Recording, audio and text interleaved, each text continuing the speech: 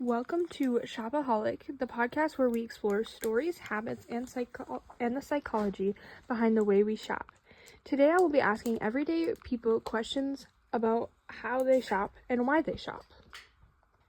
After I ask them these questions, I will finish off by telling you the psychology behind what is called retail therapy.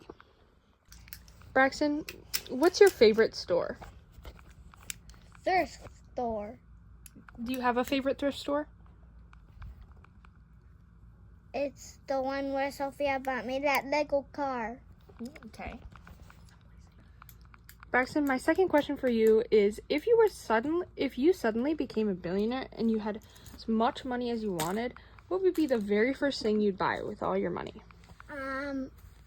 A white semi-truck with 2 tall stacks with no bunk in the back, and a tanking trailer in the back, and it's called a Mack. Very good answer, oddly specific, but very good. My third and final question for you is what is your favorite thing about shopping? The little shopping carts and the toys. Very good answer again. Thank you for being on my podcast. Say bye. Bye! I'd like to introduce my second guest on my podcast, Sophia Daney. Hi. Okay, I have 2 questions for you. First, since Christmas is right around the corner, what's a gift that you secretly wish somebody would get you? Well, these brown shoes that are called clogs. Okay, you didn't shoot very big, which is surprising. And then my last question is the same question that I asked Braxton, our first guest. What is your favorite thing about shopping? Probably you can get jewelry and you can get a bunch of things. Very good answer. Thank you for being on my podcast. My third and final interviewee is Robin Trom. My first question I have for you is, has your career as a buyer impacted the way that you shop in your personal life? My career as a buyer has impacted the way that I shop in my personal life on multiple levels.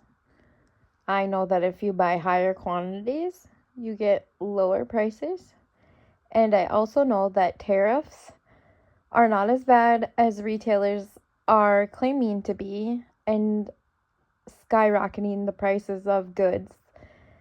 I also know that the prices should be lower, and that causes me to shop at thrift stores and other places that I know the tariffs are not affecting the price of the clothing or other goods. Thank you for that. That was very educational.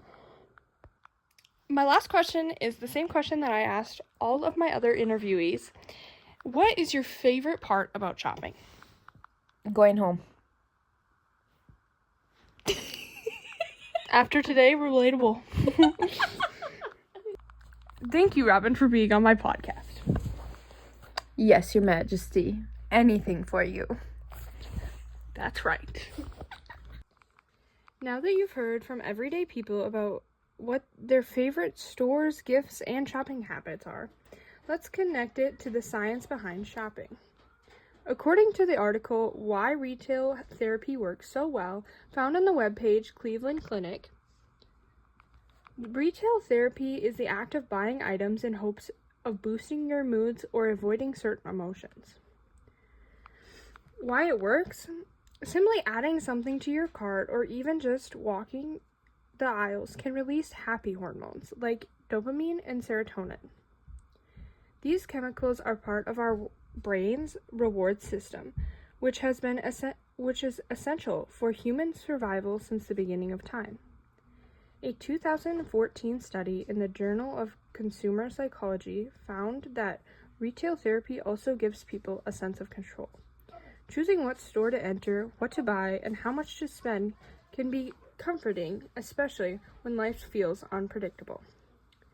So shopping isn't just about the items, it's about the experience, the emotions, and the sense of empower it can bring.